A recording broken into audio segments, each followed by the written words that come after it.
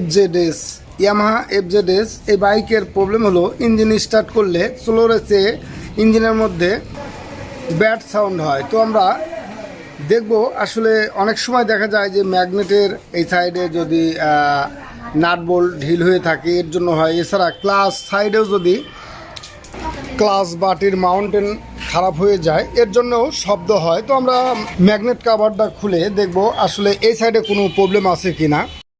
আমরা ম্যাগনেট কভারের বোল্টগুলো খুলে নিয়েছি। এরপর আমরা অপোজিট থেকে বাড়ি দিয়ে খুলব যাতে গ্যাসকিট নষ্ট না হয়। এই জন্য আমরা তেল দিয়ে ধুয়ে নিয়েছি।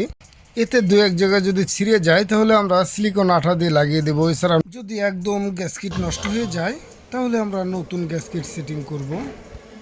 এবার আমরা ম্যাগনেট খুলে নেব। যেহেতু আমাদের সেলফের রোলারটা ম্যাগনেটের পিছনে যে রোলারটা আছে ওটার বোল্ট যদি ঢিল হয় তাহলেও কিন্তু ব্যাড নয়েজ আসে। এর জন্য আমরা ম্যাগনেটটা খুলে নিচ্ছি। আমরা ম্যাগনেট খোলার পরে 5 নম্বর এলকি দিয়ে বোল্টগুলো চেক করে নেব।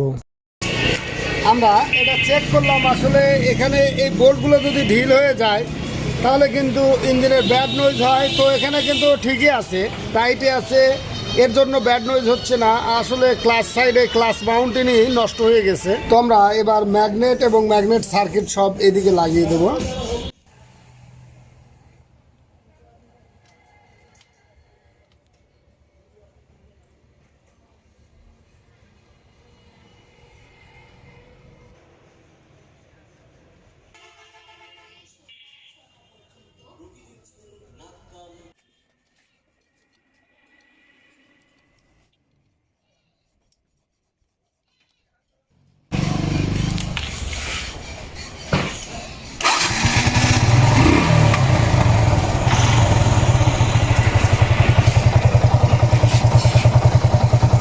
তোমরা একটু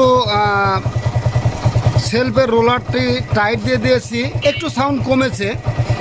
আর এখন যে সাউন্ডটা আছে এটা হলো ক্লাস বাটি মাউন্টেনের। তো ক্লাস বাটি মাউন্টেন আমরা পরবর্তীতে ঠিক করে দেব।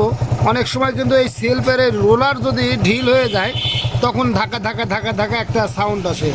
তো আমরা পরবর্তীতে বাকি কাজগুলো করব।